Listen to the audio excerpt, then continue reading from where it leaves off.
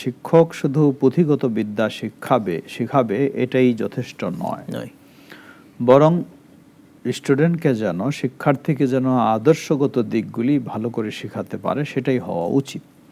আজকে আমরা আমাদের সমাজে দেখি, বহু বাবা মাকে খুব অসহায়ত্ব বোধ করতে দেখি। সন্তান অনেক শিক্ষিত হয়েছে, বহু ডিগ্রি নিয়েছে, এমনকি দেশের বাইরে সে চলে গেছে, বাবা মা একেবারে এতিমের মতো অসহায় হয়ে বার্ধক্য জীবনের শেষ সময়টা কাটাচ্ছে। কেন? এই সন্তানের কি শিক্ষার অভাব ছিল? না, শিক্ষার তো অভাব নেই, তার ডিগ্রির অভাব নেই, কিন্তু অভাব তার মাঝে আদর্শিক বিষয়টা। শিক্ষা পেয়েছে ঠিকই, রেজাল্ট ভালো হয়েছে ঠিকই, ডিগ্রি পেয়েছে ঠিকই, কিন্তু তার মাঝে আদর্শিক বিষয়টি আসেনি। তাই ইসলাম, এই জন্য ইসলামী শিক্ষা ও অন্য শিক্ষার মাঝে এটি একটি বড় বিষয়। গুরুত্বপূর্ণ পার্থক্য হলোই ইসলাম মানুষকে আদর্শ মানুষ বানানোর জন্য শিক্ষা দেয়। এই জন্য ওই টিচার, ওই শিক্ষকেরই মর্যাদা বেশি, যেই শিক্ষক মানুষকে ইসলামের আলোকে আদর্শিক বিষয়গুলি শিক্ষা দেয়। তাই আমরা সেই ক্ষেত্রে সকল শিক্ষকদেরকে অনুরোধ জানাবো, আপনি শিক্ষকতা পেশায় রয়েছেন, এটি অত্যন্ত সম্মানজনক পেশা, তবে আপনি সফল হবেন তখন যখন আপনার স্টুডেন্ট বা আপনার অধীনে শিক্ষার্থীরা সত্যিই তারা আদর্শ মানুষ হবে, তারা আদর্শ নাগরিক হবে, তারা দেশের কল্যাণে, জাতির কল্যাণে, সমাজের কল্যাণে, রাষ্ট্রের কল্যাণে তারা ভূমিকা রাখবে।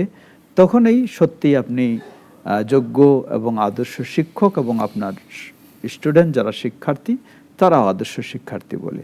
আর এটি তখনও হতে পারে যখন মানুষকে সব শিক্ষার সাথে ইসলামী শিক্ষার মৌলিক বিষয়গুলি তাকে দেওয়া সম্ভব। আমরা বলছিলাম যে আদর্শ শিক্ষক তিনি, যিনি পাঠ্যপুস্তকের শিক্ষার সাথে সাথে আদর্শ শিক্ষা দেবেন।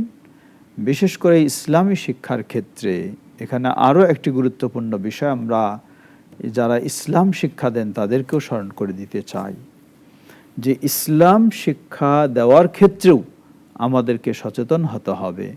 আমরা যেন ইসলামকে বা কোরআন সুন্নাহকে অপব্যাখ্যা করে বা কিছুকে গোপন রেখে আমরা কখনো এইভাবে যেন শিক্ষা না দেই। এটি অত্যন্ত ভয়ঙ্কর বিষয়, কারণ যারা ইসলাম শিক্ষা দেবেন মানুষকে, এই শিক্ষকদের কাঁধে কোরআন সুন্নাহর আমানত রয়েছে। তাকে ভালোভাবে, নির্ভুলভাবে জানার চেষ্টা করতে হবে, অতঃপর শিক্ষার্থীদেরকে কোরআন এবং সুন্নাহর নির্ভুল, কোরআন সুন্নাহর আলোকে সঠিক ইসলাম শিক্ষা দেওয়ার চেষ্টা করতে হবে।